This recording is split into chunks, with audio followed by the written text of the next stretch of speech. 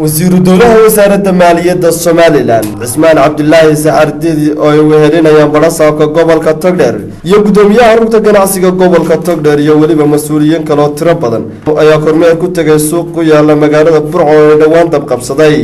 suuqan ay dhawaan dab ku qabsaday ayaa waxa uu dabku ka kacay goor habeenimo suuqaas oo si rasmi ah haatan ay gacanta ugu hayaan rugta ganacsiga gobolka Togdheer isla markaana ay halkaas ka bilaabeen inay dib soo celiyaan suuqaas isla markaana ay ganacsatada xoolaha halkaas ku baabeen ay halkaas uga sameeyeen ganacsi cusub gudoomiyaha rugta ganacsiga gobolka Togdheer Axmed Cali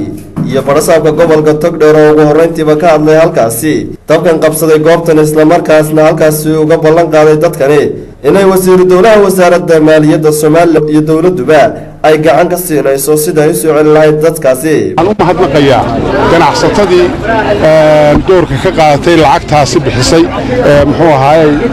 u soo gurmatay aafada halka ka dhacday walaaladoodii ganacsatada ahaa muxuu ahaa meeradoodii gubtay doorka ka qaatay banaadi adigu mahadnaqayaa waxaan u mahadnaqayaa cod kasta oo muxuu ahaa qayb qaadatay hawsha iyada ah waxayna tusinaysaa taasi wadaniyada wadajirka walaalnimada isu naxariisashada iyo muxuu ahaa iyo isu gurmashada ayay la tusaysaa waa tun lagu yaqaanay Burco imkana ay wado gabagabadii waxa isaguna halkaas ka hadlay wasiirka wasaaradda maaliyadda Soomaaliland Cusmaan Cabdullaahi Saxardiid Cadaani oo dhankiisa halkaas ka hadlay ayaa shaaca ka qaaday xukuumadda ay galwadeenka ka yahay Axmed Siraayo ay haatan bixinayso 20% hantidaasi khasaarowday dhacday maxaan ku dhahday aafada xagga rabbi ay ka timi inaanu dareenkaas aanu dareenka dareenteen mid ka badan inaanu dareennay isla markiiba gudoomiyaha lala soo hadlay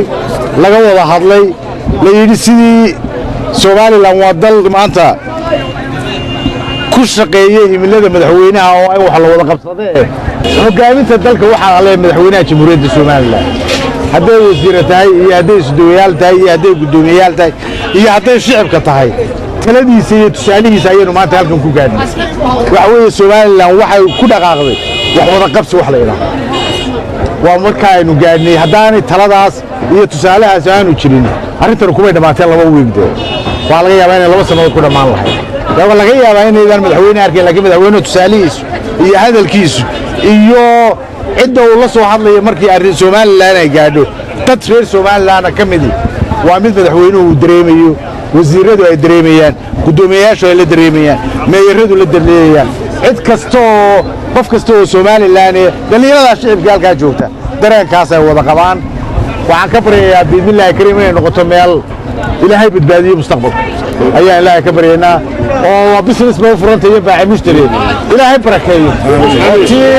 tii aad bari hore ka helayseen mid ka badan ilaahay soo geliyo ayaan maxaan ku raadaya ka baryaynaa ومحمد علي أحمد محمد كابه ورقة تلفزيون مدح بنان بولشة TV مقالة برعو